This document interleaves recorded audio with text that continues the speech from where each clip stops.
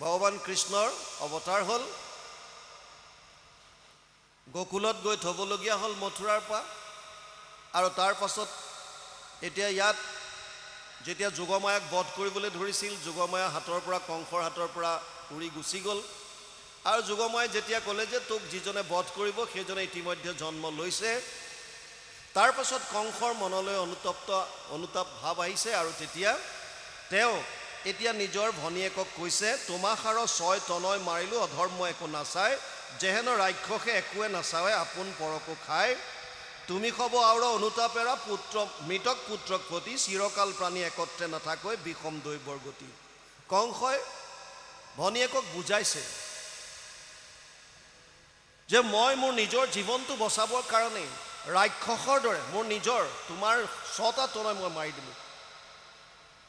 কিন্তু এতিয়া মই গম পাইছোঁ আচলতে যি হয় চব এয়া একোটা দেৱৰ বিষম গতি।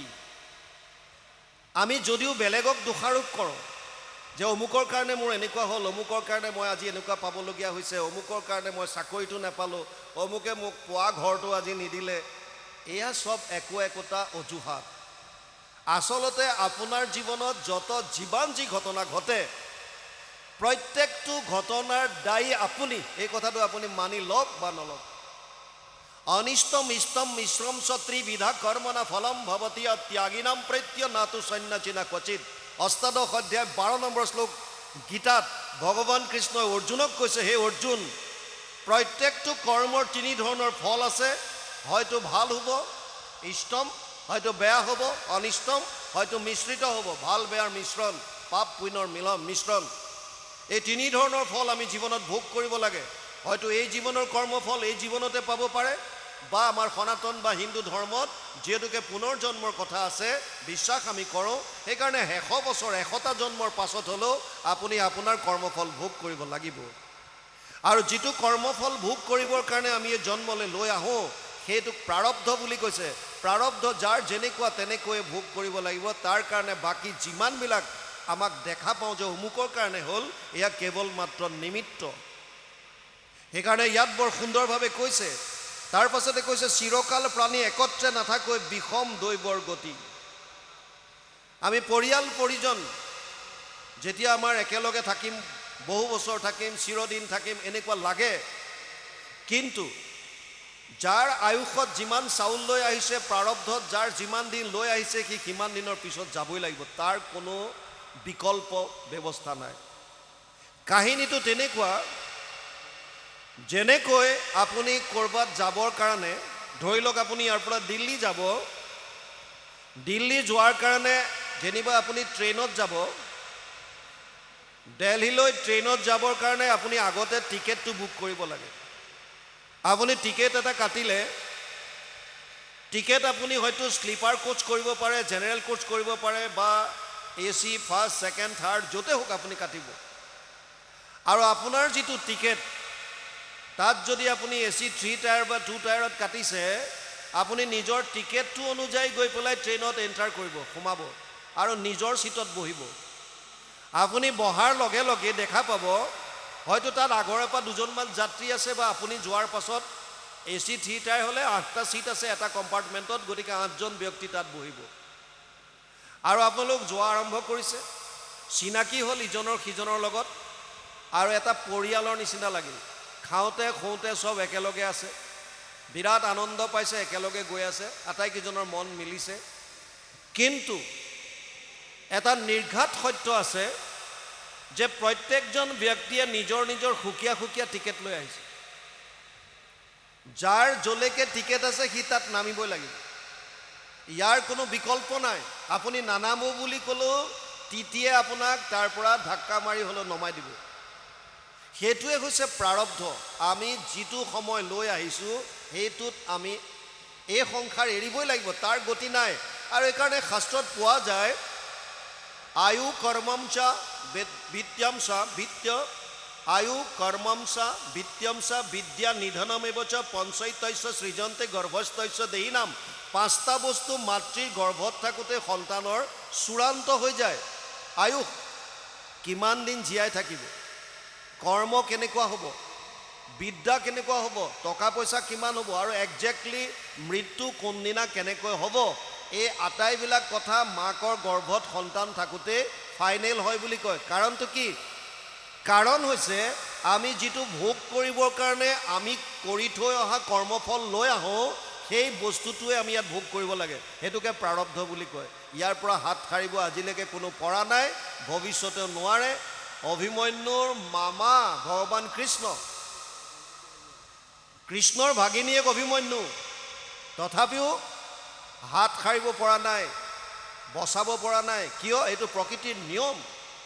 সেইকাৰণে ইয়াত বৰ সুন্দৰভাৱে কৈছে, চিৰকাল প্ৰাণী একত্ৰে নাথাকৈ বিষম দৈৱৰ গতি, জাতস্য হি ধ্ৰুৱ মৃত্যু ধ্ৰুৱ জন্ম মৃতস্য চ তস্মাদ অপৰিহাৰ্য অৰ্থে নাত্বম সূচিতুমাৰ হসি।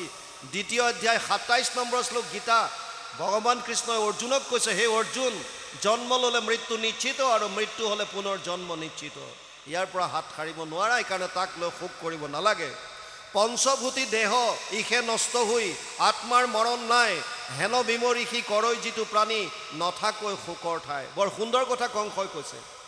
পঞ্চভূতি দেহা, পঞ্চভূত মানে ক্ষিতি, জল, তেজ, বায়ু, আকাশ। যদিও আমি কওঁ যে ক্ষিতি মানে পৃথিৱী, পৃথিৱী মানে পৃথিৱী এইখন এই মাটিৰ কথা বা তেনেকুৱা এটা বস্তু বুজোৱা নাই। পঞ্চভূতত যিটো আমাৰ শৰীৰত যিখিনি চলিড আছে, যেনেকৈ লিকুইড এটা অৱস্থা আছে, জুলীয় এটা অৱস্থা আছে, তেনেকৈ আমাৰ শৰীৰত যিমানবিলাক মাংস, মেদ, এনেকুৱা যিমান বস্তু আছে, এইখিনি ক্ষিতি বুজাইছে। ইয়াত তেজ বা পানী যিমানখিনি শৰীৰত আছে, সেইখিনিক জল বুজাইছে। ইয়াত যিটো অগ্নিতত্ত্ব আছে, জঠৰ অগ্নি, যিটোৱে আমাক ভোজন চোজন কৰিলে হজম কৰে, সেইটো অগ্নি বুজাইছে। ইয়াত যিখিনি স্পেচ খালী আছে, সেইখিনি আকাশ তত্ত্ব বুজাইছে। যিটো আমি প্ৰাণ, আমি বায়ু লওঁ, সেইটো বায়ু তত্ত্ব বুজাইছে। এনেকৈ পঞ্চভূতি শৰীৰত, আমাৰ এই শৰীৰটো পঞ্চভূতি কয়। ২৪ তত্ত্বৰ দ্বাৰা গঠিত এইটো শৰীৰ। এই শৰীৰটোহে মৃত্যু আছে। ৬টা ইয়াৰ বিকাৰ আছে। অস্থি জায়তে বৰ্ধতে বিপৰিণামতে অৱক্ষ্যতি প্ৰণশ্যতি। ৬টা বিকাৰ কেৱল শৰীৰটো। প্ৰথমতে অস্থি, মাকৰ গৰ্ভত স্থিত হয়। অস্থি মানে এক্সিষ্টেঞ্চ, আছে, আছে বুজাবৰ কাৰণে হয়, এইটো বস্তু আছে, অস্থি। অস্থি মানে মাকৰ গৰ্ভত এটা সন্তানে স্থিত হ'ল, আছে। জায়তে জন্ম হ'ল। বৰ্ধতে শৰীৰটো বৃদ্ধি হৈছে। এটা সময়ত গৈ বিপৰিণামতে হৰমনেল চেঞ্জেছ আহিল। ছোৱালী হ'লে গাভৰুত্ব প্ৰকাশ পালে, ল'ৰা হ'লে যৌৱনত্ব প্ৰকাশ পালে, দাড়ি গজিল, মোচ এইবিলাক আহিলে। আৰু এটা সময়ত গৈ ৰৈ গ'ল, বৰ্ধনটো গৈ এটা সময়ত ৰৈ যায়। ৰৈ যোৱাৰ পিছত কি হয়? অৱক্ষ্যতি, ক্ষয় আৰম্ভ হৈ যায়। দাঁত সৰিল, চুলি পকিল, চকুৱে নেদেখা হ'ল, হাত ভৰিত দিগদাৰ হ'বলৈ ধৰিলে, নাৰ্ভৰ প্ৰব্লেম আহিল, অৱক্ষ্যতি। আৰু এটা সময়ত কি হয়? প্ৰণশ্যতি, নাশ হৈ যায়। কিহৰ? শৰীৰটো। সেইকাৰণে শৰীৰৰ ৬টা বিকাৰ আছে বুলি কৈছে। ইয়াত কৈছে পঞ্চভূতি দেহ ইহে নষ্ট হয়। দেহ বুলি কওঁতে আকৌ ইয়াত ৩টা দেহ আছে। যিটো দেহ আপোনালোকে দেখিছে বা আমি যিটো দেখা পাওঁ, এইটোক স্থূল শৰীৰ বুলি কয়। এইটোৱে পঞ্চভূতি দেহ। ইয়াৰ ভিতৰত 2টা সূক্ষ্ম শৰীৰ আছে, এটাক লিংগ শৰীৰ, সূক্ষ্ম শৰীৰটোক এটাক লিংগ শৰীৰ বুলি কৈছে। তাৰ ভিতৰত এটা কজেল বডি আছে, কাৰণ শৰীৰ আছে, য'ত বাসনাবিলাক থাকে। আপোনালোকে জানি আচৰিত হ'ব, এজন মানুহৰ মৃত্যু হ'লে যদিও আমি কওঁ যে আত্মা ওলাই গ'ল, আত্মা অকলে নাযায়। এই লিংগ শৰীৰ আৰু কাৰণ শৰীৰটোৰ লগতহে আত্মা যায়। লিংগ শৰীৰটো আমি কেনেকৈ গম পাম যে আছে বুলি? আমি সকলোৱে দেখা পাওঁ। কেতিয়াবা কেতিয়াবা ৰাতি শুই থাকিলে আমি সপোন দেখা পাওঁ, সপোন দেখোঁ, স্বপ্ন অৱস্থা। সপোনত কি দেখোঁ?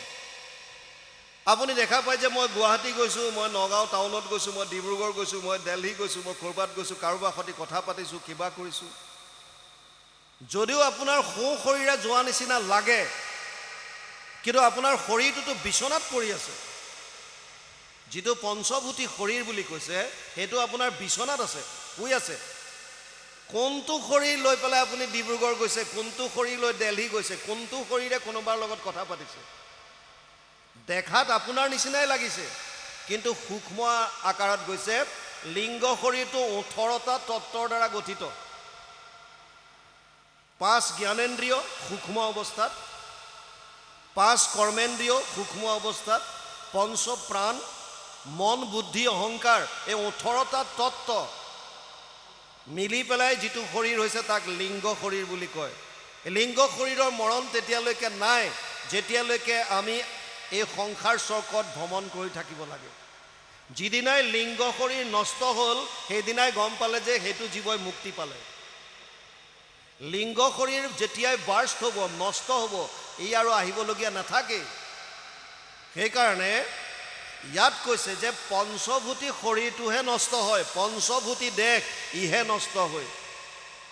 আৰু এই পঞ্চভূতি শৰীৰটোক যোনে চৈতন্য কৰি ৰাখিছে, যাক আমি আত্মা বুলি কওঁ, সেই আত্মাৰ মৰণ নাই।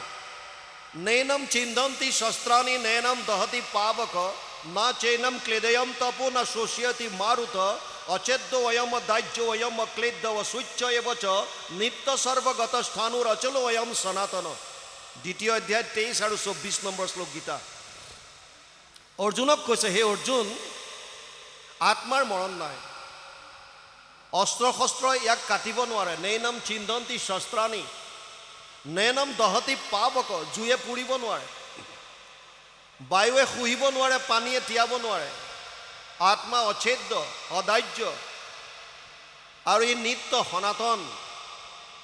ভগৱান কৃষ্ণই অৰ্জুনক কৈছে, বাসামচি জীৰ্ণানি যথা বিহায় নবানি গৃহণতি নৰোপৰাণি তথা শৰীৰানি বিহায় জীৰ্ণানি অন্যান সংজাতি নবানি দেহি। 2 অধ্যায় 22 নম্বৰ শ্লোক গীতা। হে অৰ্জুন, যেনেকৈ মানুহৰ কাপোৰ ফাটি গ'লে নতুন বস্ত্ৰ পৰিধান কৰে, তেনেকৈ আত্মাই এটা শৰীৰ নষ্ট হ'লে বেলেগ শৰীৰ ধাৰণ কৰে।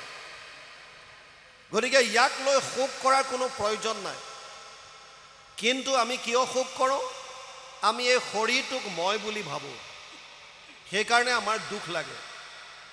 যিদিনাই আধ্যাত্মিকতাত অকণমান যাওঁতে যাওঁতে প্ৰভু ভগৱন্তৰ কৃপা হ'ব, গুৰুৰ দয়া হ'ব, যেতিয়া নিজে অনুভৱ কৰিব পাৰিব যে আচলতে মই শৰীৰটো নহয়, মই ইয়াৰ ভিতৰত থকা তত্ত্বটোহে, মই আত্মা, তেতিয়া আপোনালোকৰ এই যিবিলাক মৰণৰ প্ৰতি ভয় বা কাৰোবাক এৰাৰ ভয়, লাভ হানিৰ ভয়, এই ভয়বিলাক নাইকিয়া হ'ব।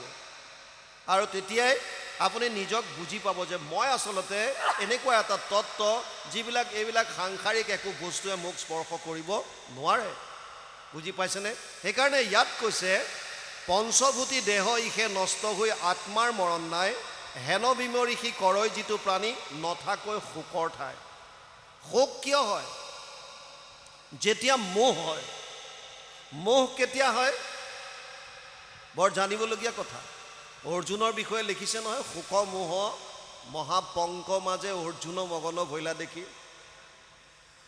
মোহটো কেতিয়া হয়? চাওক, প্ৰথম কথা, যেতিয়া আমি নিজক এই শৰীৰটোক মই বুলি ভাবোঁ, এইটো আমাৰ অজ্ঞানতা। মই বুলি ভবাৰ লগে লগে এই শৰীৰৰ লগত সম্বন্ধ থকা বস্তু বা ব্যক্তিখিনিক আমি মোৰ বস্তু বুলি ভাবোঁ, আৰু এখন আমি মনৰ ভিতৰত সংসাৰ তৈয়াৰ কৰি লওঁ, মনৰ এখন সংসাৰ পাতি লওঁ। এয়া মোৰ মা, এইজন মোৰ দেউতা, মোৰ খুৰা, মোৰ পেহী, মোৰ গাঁৱৰ মানুহ, মোৰ সমাজৰ মানুহ, মোৰ পন্থৰ মানুহ, মোৰ কৰি মোৰ ঘৰ, মোৰ দুৱাৰ, মোৰ লেপটপ, মোৰ মোবাইল, মোৰ গাড়ী, মোৰ চাইকেল, এখন সংসাৰ বনাই ল'লোঁ। যেতিয়া মই দেহাটোৰ লগত সম্বন্ধিত বস্তুবিলাক, এজন ল'ৰাই ফুটপাথত চাহ খাইছে, স্পেচিয়েল কাপ এটা বিচাৰিছে আৰু ধুনীয়াকৈ সুন্দৰভাৱে দোকানীজনে চাহ দিছে। ল'ৰাজনে ঢোক মৰাৰ লগে লগে কণমানি ভতিজাক আহি পেলাই কৈছে, খুৰা, বাছ এখন এক্সিডেণ্ট হৈছে, 50জনমান মানুহ মৰিছে। খুৰাকে চাহত ঢোক মাৰি দোকানীটোক কৈছে, চাহত চেনি কম হ'ল, তই এচামুচ চেনি লৈ আহ। বুজি পাইছেনে নাই? ল'ৰাটোৱে কৈছে যে 50জনমান মানুহ মৰিছে, বাছ এক্সিডেণ্ট হৈছে, কিন্তু তাৰ কোনো প্ৰভাৱ নাই। কিয়? কাৰণ মোৰ শৰীৰটোৰ লগত সম্বন্ধিত তাত কোনো নাই। ভতিজাকটোৱে কৈছে, খুৰা বুজি পোৱা নাই কেলে, বাছখনত আমাৰ অমুক অমুক আছিল। তেতিয়া লগে লগে চাহৰ গিলাচ পেলাই দিলে। কি হ'ল তেতিয়া? শোক উৎপন্ন হ'ল। শোকটো কেতিয়া হয়? যেতিয়া মোহ হয়। সেইকাৰণে দুটা বস্তু বৰ জানিবলগীয়া। আপোনাৰ যিটো বস্তুৰ প্ৰতি মোহ আছে, এটাচমেণ্ট আছে, আসক্তি আছে, সেই বস্তুটো স্পেচিয়েলি যেতিয়া তাৰ লাভ, তাৰ যেতিয়া হানি হ'ব, তেতিয়া আপোনাৰ মনত শোক উৎপন্ন হ'ব, শোক। কিন্তু যদি আপুনি বুজি পায় যে মই শৰীৰটো নহয়, মই হ'লো আত্মা, এই শৰীৰত মই জাষ্ট সোমাই আছোঁ, মোৰ কৰ্মফল ভোগ কৰিবলৈ আহিছোঁ, যিদিনাই কৰ্মফল শেষ হ'ব মই গুচি যাম। আৰু এইটো আপোনাৰ মোৰ ইচ্ছাৰ মতে নহয়। নৰসিংহ ভগৱানক লগ পোৱাৰ পাছতো প্ৰহ্লাদক কৈছিল, কীৰ্তনে পলাইব পাপ ছয়, ভোগ ভুঞ্জি পুণ্য কৰ ক্ষয়। তই এনেকৈ যাব নোৱাৰ এতিয়াও, তই যিখিনি লৈ আহিছ সেইখিনি ভোগ কৰ, পাপেই হওক বা পুণ্যই হওক। আৰু ইণ্টাৰেষ্টিং কথাটো শুনক, নহি কচ্ছিত ক্ষণমপি জাতু তিষ্ঠত্য অকৰ্মকৃত কাৰ্যতে হি অৱশ্যকৰ্ম সৰ্ব প্ৰকৃতি জেৰ গুণেই। 3 অধ্যায় 5 নম্বৰ শ্লোক গীতা। অৰ্জুনক কৈছে, হে অৰ্জুন, কোনো মানুহ এক মুহূৰ্ত কাম নকৰাকৈ থাকিব নোৱাৰে, এক মুহূৰ্তও থাকিব নোৱাৰে। আপুনি বহি আছে, এইটো কৰ্ম, শুই আছে কৰ্ম, ভাবি আছে কৰ্ম। প্ৰত্যেকটো কৰ্মৰ 3 ধৰণৰ ফল, ভাল বেয়া মিশ্ৰিত। যিবিলাক ফল আমি ভোগ কৰা নাই, প্ৰত্যেকটো কৰ্মফল আমাৰ জমা হৈ আছে।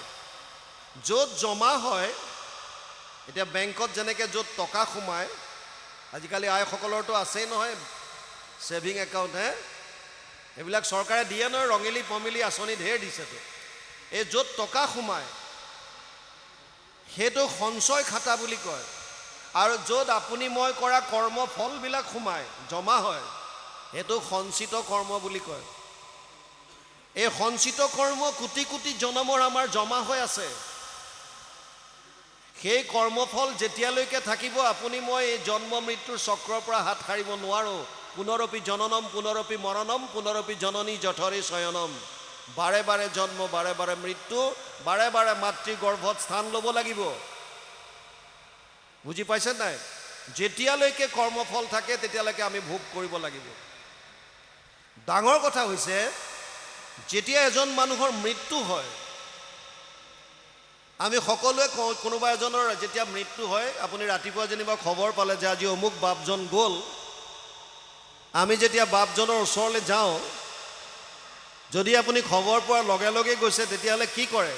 এই মৃত শৰীৰটো চোতালত থয় আৰু ওপৰত বগা কাপোৰ এখন দি ঢাকি দিয়ে।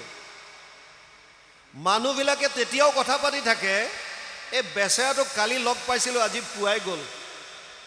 গ'ল কোন? সেইজনেইতো কালি লগ পোৱাজন নহয় জানো? কালি যিজনক লগ পাইছিলা সেইজনেতো শুই আছে তাত। কিন্তু তথাপিও মানুহে কয় যে বেচেৰাটো ৰাতিপুৱাই গ'ল, কালি সন্ধিয়া মোৰ সৈতে কথা পাতিছিল। তাৰ মানে কি? তাৰ মানে যিজনক মই লগ পাইছিলোঁ সেইজন এজন নহয়। বুজি পাইছে নাই? কথাখিনি চাওক, এইজন সেইজন হয়নে নহয়? কায়িকভাৱে এইজনে হয় যদিও এইজন সেইজন নহয়, কাৰণ সেইজন সচেতন অৱস্থাত আছিল, চৈতন্য অৱস্থা আছিল, আৰু তাৰ পৰা কিবা এটা ওলাই গ'ল, যিটোৰ কাৰণে এইটো অচেতন হৈ গ'ল। ইয়াৰ শেষ অৱস্থা এতিয়া 3টা, 20টা পলু আৰু ছাই। এইডাল জ্বলাই দিব। আমাৰ ধৰ্মত কিছুমানে পুতি থয়, কিছুমানে চৰাই চিৰিকটি জীৱ জন্তু খুৱাই দিয়ে, কাটি পেলাই অংগ পতংগবিলাক, আৰু খাই পেলাই বিষ্ঠা কৰি উলিয়াই দিয়ে। পুতি থ'লে পলু হয়, জ্বলাই দিলে ছাই হয়। বুজি পাইছেনে? এতিয়া এই যিটো আত্মা লিংগ শৰীৰ আৰু কাৰণ শৰীৰৰ লগত ওলাই গ'ল, ই ক'ত যাব? যদি তাৰ সঞ্চিত কৰ্ম বাৰ্ষ্ট হোৱা নাই, যদি মুক্তি পোৱা নাই, তেতিয়াহ'লে নিজৰ সঞ্চিত কৰ্মৰ পৰা এটা অংশ ভোগ কৰিবৰ কাৰণে আনে। সেই অংশটো যদি পুণ্য আহে, কেৱল পুণ্য, তেতিয়াহ'লে দৈবিক শৰীৰ লাভ কৰে, স্বৰ্গত থাকে, দেৱলোকত থাকে, দেৱতা বুলি আমি যাক কওঁ। কেতিয়ালৈকে থাকিব স্বৰ্গত? তে ত্বম ভুক্তোৱা স্বৰ্গলোক বিশালম ক্ষীণে পুণ্যে মৰ্তলোকম বিশন্তি। 9ম অধ্যায় 21 নম্বৰ শ্লোকত ভগৱান কৃষ্ণই অৰ্জুনক কৈছে, হে অৰ্জুন, তেতিয়ালৈকে সেইজন স্বৰ্গত থাকিব যেতিয়ালৈকে তেওঁৰ প্ৰাৰব্ধত পুণ্য থাকিব। আৰু অধোজনীত কি পায়? কেতিয়া আহে? যেতিয়া পাপ আহে। কেৱল পাপ হ'লে অধোজনী। অধোজনী কোনবিলাক? কীট পতংগ, পোক পৰুৱা, গছ লতা, তৰু তৃণ, জীৱ জন্তু, যিমান ইতৰ প্ৰাণী আছে, চব অধোজনী, পাপৰ জনী। মানুহৰ শৰীৰ কেতিয়া পায়? যেতিয়া মিশ্ৰিত কৰ্মফল আহে, পাপ পুণ্যৰ মিশ্ৰণ। সেইকাৰণে মানুহৰ জীৱনত সুখ আৰু দুখ দুইটা বস্তু আহে। ইয়াক লৈও চিন্তা কৰাৰ কোনো কাৰণ নাই। কিয়? কাৰণ আমি যিটো কৰ্মফল আনিছোঁ এইটো মিশ্ৰিত কৰ্মফল, তাত পাপ পুণ্য দুইটা ভোগ কৰিবই লাগিব, বাউন। পৃথিৱীত এনেকুৱা কোনো মানুহ নাই যোনে কয় যে মোৰ কেৱল মই গোটেই জীৱনটো সুখত কটালোঁ, অসম্ভৱ। এনেকুৱা কোনো মানুহ নাই যোনে ক'ব যে মই গোটেই জীৱনটো দুখত কটালোঁ, অসম্ভৱ। সুখ আৰু দুখ দুইটা ভোগ কৰিব লাগিব আমি। কিয়? মিশ্ৰিত কৰ্মফল লৈ আহিছোঁ। আৰু যেতিয়ালৈকে সেই প্ৰাৰব্ধ আমাৰ থাকিব তেতিয়ালৈকে আমাৰ এই শৰীৰ ত্যাগ নহয়। সেইকাৰণে কোনো জেগাত যে কয় 22টা গুলি লগাৰ পাছতো মানুহজন বাচি আছে। বুজি পাইছে না? কিয়? আয়ুষত চাউল আছে, প্ৰাৰব্ধ আছে, কোনে মাৰিব পাৰে।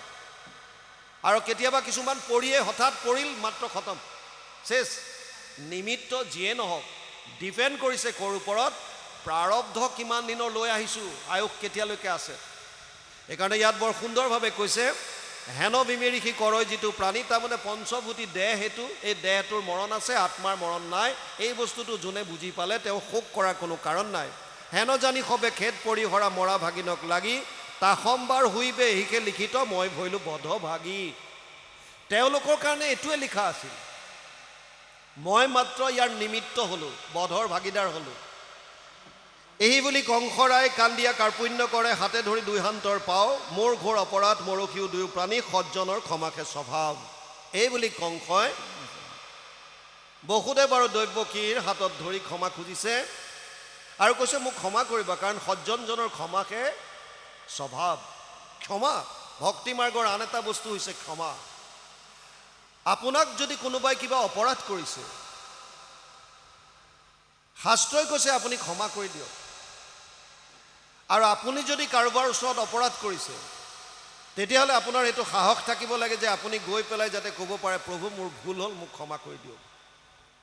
হ'ব পাৰে ভুল, মানুহ মাত্ৰে ভুল হ'ব পাৰে, কিন্তু পাছৰখিনি আপুনি কি কৰিছে এইটো ডাঙৰ কথা। হোৱাটোতো হৈ গ'ল, ইয়াৰ পাছৰ পৰ্যায়টোত আপুনি কেনেকুৱা ষ্টেপ লৈছে, আচল ভকত হয় নে নহয় তেতিয়াহে গম পোৱা যায়। সৰুতে কোনোবাই কিবা এজনে আমাক কিবা ক'লে, আমি এতিয়াও মনত পুহি ৰাখোঁ, ই এসময়ত মোক এনেকৈ কৈছিল, সুবিধা পালেই মই তাৰ চান্স ল'ম, য'তে পাৰোঁ তাক অপমান কৰিম। কিয়?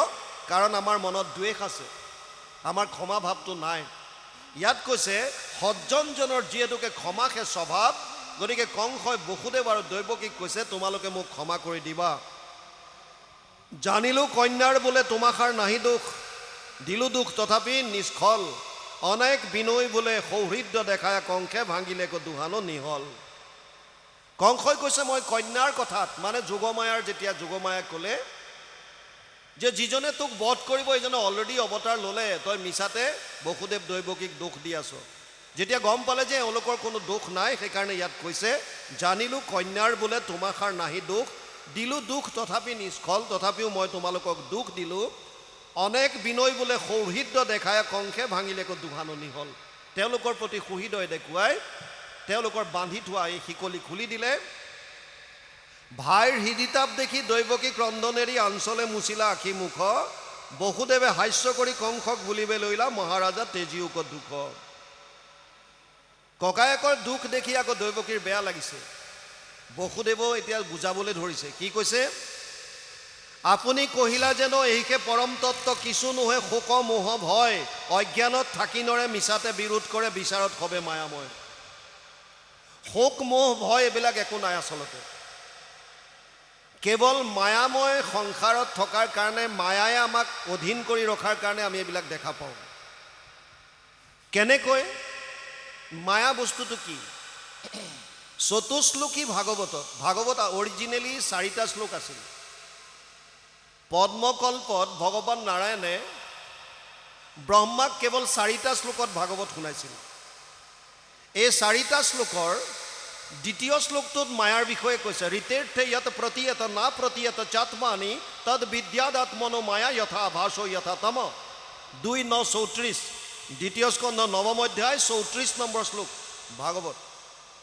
তাত কৈছে, আৰু গুৰুজনে ইয়াৰ সুন্দৰ অনুবাদ কৰিছে, অবস্তুক দেখাৱই বস্তুক আৱৰি, এহিকে মোহৰ মায়া জানা নিষ্ট কৰি।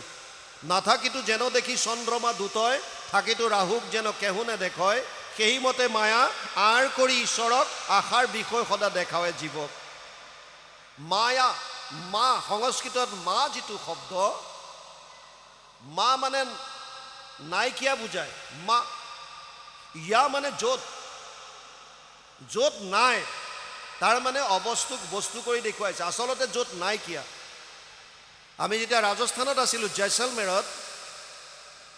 জয়ছলমেৰত থাকোঁতে মই 1995 পৰা 2001লৈকে আছিলোঁ মৰুভূমি। তাত এনেকৈ চাই দিলে দূৰ দূৰলৈকে একো দেখা নাপায়, কেৱল বালি আৰু বালি। আমি থকা দিনত গৰম দিনত 52 ডিগ্ৰী চেলচিয়াছলৈকে আমি ৰিপৰ্ট কৰিছিলোঁ, 52 ডিগ্ৰী। গৰম দিনত যেতিয়া দূৰলৈ চাই পঠিয়াওঁ তেতিয়া এনেকুৱা লাগে কিছু দূৰত যেন পানী আছে। আপুনি ইয়াতো গম পাব, আলকটৰা দিয়া ৰাস্তাত প্ৰখৰ ৰ'দত যেতিয়া দূৰলৈ একদম চিধা ৰাস্তা হ'লে কিছু দূৰত পানীৰ আভাস পাব। আচলতে এইবিলাক পানী নহয়, তাক কি বুলি কয়? মৰিচিকা, মৰিচিকা বুলি কয়। এইটো ঠিক মায়াৰ দৰে। আপোনাৰ দেখাত তেনেকুৱা লাগে যেন পানী আছে, কিন্তু আচলতে তাত পানী নাই। মায়া দুই ধৰণৰ, এক হৈছে জীৱ মায়া, এক হৈছে গুণমায়া। জীৱ মায়া দুই ধৰণৰ, এক হৈছে আৱৰণ, এক হৈছে বিক্ষেপণ। মায়াৰ যিটো জীৱ মায়াৰ আৱৰণ শক্তি, এই আৱৰণ শক্তিটোৱে আমাৰ মন বুদ্ধিৰ ওপৰত এখন পৰ্দা পেলাই দিয়ে, যাৰ কাৰণে হৃদয়তে থকা ভগৱানক আমাৰ দৰ্শন নহয়। যেনিবা এতিয়া গুৰু আসন ভাগ ইয়াত আছে, আমি সকলোৱে দৰ্শন পাইছোঁ। ইয়াত যদি এখন পৰ্দা দি দিয়ে তেতিয়া আমি দেখিম জানো? আমাৰ ভিতৰতে ভগৱান আছে, আমি দেখা নাপাওঁ, কাৰণ মায়াৰ এটা আৱৰণ আমাৰ ওপৰত পৰিছে। এইটো অজ্ঞানতাৰ আৱৰণ। এটা আছে ইয়াৰ বিক্ষেপণ শক্তি। বিক্ষেপণ শক্তিটোৱে মন বুদ্ধিক সংসাৰলৈ ঠেলা মাৰি দিয়ে। ধন, টকা, পইচা, পুত্ৰ, পৰিবাৰ, ঘৰ দুৱাৰ, খোৱা বোৱা, কাপোৰ কানি, এইবিলাকত সুখ পাবি বুলি মনটোক সিফালে পঠায়, ঈশ্বৰৰ ওচৰৰ পৰা মনটোক দূৰলৈ পঠায়। এইটো হৈছে জীৱ মায়াৰ দুটা কোৱালিটি, আৱৰণ আৰু বিক্ষেপণ। ভগৱানৰ মায়াৰ আনটো কোৱালিটি বা আনটো ভাগ হৈছে গুণমায়া। এইটো বৰ মাৰাত্মক বস্তু। তিনিটা গুণ আছে, সত্যম ৰজস তম ইতি গুণ প্ৰকৃতি সম্ভৱ নিবদ্ধন্তি মহাবাহু দেহে দেহিনাম অব্যয়ম। 14 অধ্যায় 5 নম্বৰ শ্লোক গীতা। অৰ্জুনক কৈছে, হে অৰ্জুন, মোৰ মায়াৰ তিনিটা গুণ আছে, সত্য, ৰজ আৰু তম। এই তিনিটা গুণে মানুহক পুতলাৰ দৰে নচুৱাই আছে।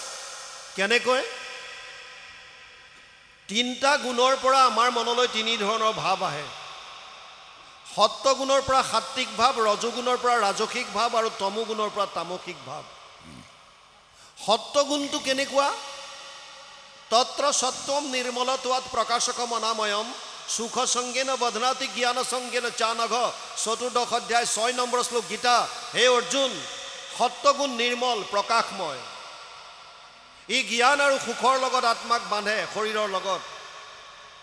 গতিকে সত্যগুণ যেতিয়া মানুহৰ মনত বাঢ়িব, সাত্বিক ভাৱ যেতিয়া আহিব, এজন মানুহ ঈশ্বৰমুখী হয়, ভিতৰৰ পৰা অজ্ঞানতা নাশ হয়, প্ৰকাশ ভিতৰত প্ৰকাশময় হৈ যায়, জ্ঞানৰ পোহৰ বন্তি জ্বলে। সাত্বিক গুণ বঢ়াৰ লগে লগে এজন মানুহ ধীৰ স্থিৰ হয়। আপুনি একান্তভাৱে বহি থাকিব পাৰিব বহু সময়। আপুনি ঈশ্বৰমুখী হ'ব, জনকল্যাণ কৰিবলৈ মন যাব, দহৰ উপকাৰ কৰিবলৈ মন যাব। এইটো সাত্বিক ভাৱ। ৰাজসিক ভাৱ যেতিয়া আহিব, ৰজুগুণৰ পৰা যিটো ভাৱ আহিব, ৰজু ৰাগাত্মকম বৃদ্ধি তৃষ্ণা সংগ সমুদ্ভৱম তাম নিবধ্নন্তি কৌন্তেয় কৰ্ম সংগেন দেহিনাম। 14 অধ্যায় 7 নম্বৰ শ্লোক গীতা। তাত কৈছে, হে অৰ্জুন, যেতিয়া ৰজুগুণ বৃদ্ধি হ'ব, ৰজুগুণ কেনেকুৱা? ৰজু ৰাগাত্মকম বৃদ্ধি, আসক্তি বঢ়াব। মোৰে সন্তান, মোৰে পত্নী, মোৰে ঘৰ, মোৰ গাড়ী, মোৰ ঘৰ, চব মোৰ মোৰ মোৰ। আসক্তি বঢ়াব সংসাৰৰ প্ৰতি। আসক্তি বৃদ্ধি হ'লে, তাৰ হানি হ'লে মানুহে দুখ পায়। ৰজুগুণৰ প্ৰভাৱ, আসক্তি। আৰু কি বাঢ়ে? তৃষ্ণা আৰু লাগে, যিটো পাইছোঁ তাত সন্তুষ্ট নাই। এজন মানুহ ৰাতিপুৱা খোজকাঢ়িবলৈ ওলাইছে, গেটখন খুলিছে, এটা ক'লা বেগ দেখা পাইছে, বেগটোৰ অলপমান চেইনডাল খুলি চাইছে যে গোটেই 500 টকীয়া বাণ্ডেল ভৰ্তি। আৰু ইফালে সিফালে চাইছে, কোনো মানুহ নাই, লগে লগে বেগটো লৈ পেলাই ভিতৰলৈ আহিল আৰু ঘৈণীয়েকক মাতিছে, দুৱাৰ বন্ধ কৰি দিলে, পৰ্দা টানি দিলে। বিছনা এখনত গোটেই টকাৰ বান্ডিলবিলাক খুলি দিছে, গন্তি কৰাত লাগিল দুইজনে। 99,500 ওলাল, 99,500। আৰু মানুহজনে কৈছে, হে প্ৰভু, আৰু 500 দিয়া হ'লে পুৰা 1 লাখ হৈ যায়, আৰু 500। সেইটো হৈছে তৃষ্ণা। আমিও তেনেকুৱা। আপোনাক যিবিলাক ল'ৰা ছোৱালী কোনোবা কোম্পানীত যায়, যদি ভাল টেলেণ্টেড হয়, তেতিয়া কোম্পানীৰ মানুহে তেওঁলোকক প্ৰথমতে সোধে যে তুমি কি বিচাৰা, কিমান আশা কৰা, চেলেৰী এক্সপেক্টেশ্যন কেনেকুৱা। যদি ল'ৰাটোৱে কৈ দিয়ে যে মই মন্থলি 1 লাখ টকা বিচাৰিছোঁ বা 12 লাখ টকাৰ পেকেজ বিচাৰিছোঁ ইয়েৰলি, একে এষাৰতে যদি কোম্পানীৰ মানুহজনে যদি য়েছ বুলি কয়, অ'কে হৈ যাব, 1 লাখ মাহিলী পাবা, তাৰ মনত ভাৱ আহিব, ধেত তেৰিকা মই ভুল ক'লোঁ নেকি, মই 1.5 লাখ মান ক'ব লাগিছে। বুজি পাইছে নাই? মানি ল'লে আমাৰ আশাটো আৰু বাঢ়ি গৈ থাকে। তৃষ্ণা। এইটো কিয়? ৰাজসিক ভাৱ। ৰাজসিক ভাৱ যেতিয়া মনলৈ আহিব, তেতিয়া জাক জমকতাত বেছি গুৰুত্ব দিয়ে, সাত্বিক ভাৱটো কমি যায়। মোক মানুহে ভাল পাওক, মই যোৱাৰ লগে লগে মোৰ কাৰণে স্পেচিয়েল এখন চেয়াৰ হওক, মোক দিয়া জাপি, মোক দিয়া গামোচা স্পেচিয়েল কোৱালিটিৰ হওক, বেলেগতকৈ অকণমান বেলেগ হওক, মই অলপ স্পেচিয়েল, যশস্যা, নেম এণ্ড ফেম, এইবিলাক চব ৰাজসিক।